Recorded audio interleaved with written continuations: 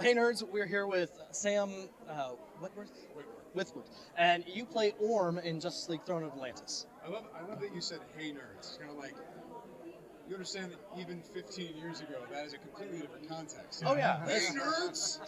Hey nerds! And you're like, nerds! Yeah.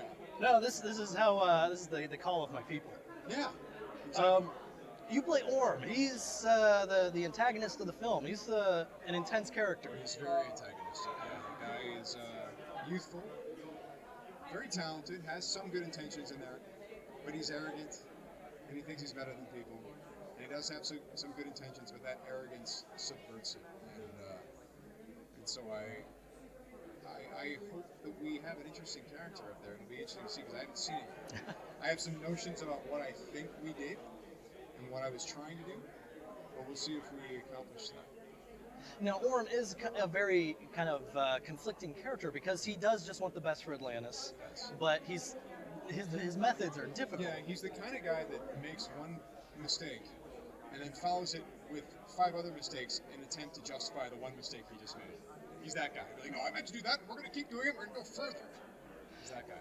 How did you did you have to do any kind of research to when approaching him? What was that like? I had to read all about this Ocean Master guy. I had to know that he started out as an all-human character who was the half-brother of Aquaman. And then he was like the cousin of some chick Aquaman is dating in some other iteration. And then he was the all-Atlantean character. So he's moved around quite a bit, but the things that are like elements of the jealousy of Aquaman and a certain level of impatience and arrogance. So we should see this iteration.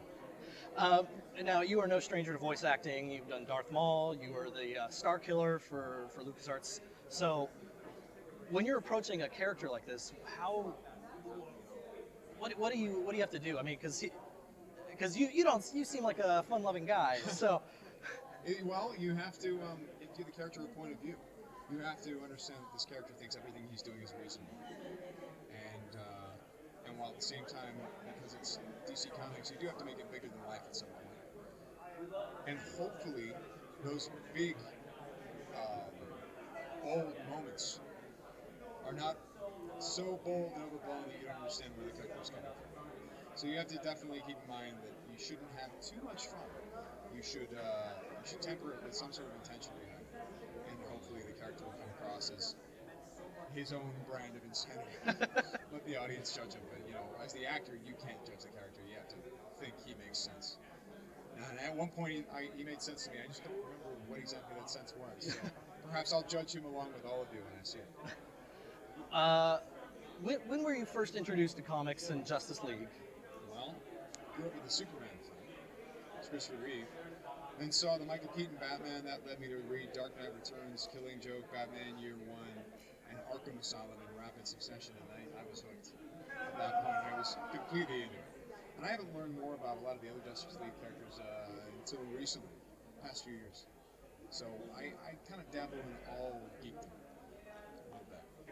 When they approached you to play this character, yes. Just hands down yes. Want to do a DC Comics film? Yeah, sure. You know you're the bad guy. Fine. Do it. Let's do it. I watched these. I watched The Dark Knight Returns of Peter Weller. I watched New Frontiers. I watched. I go all the way back to like Master of the Phantasm.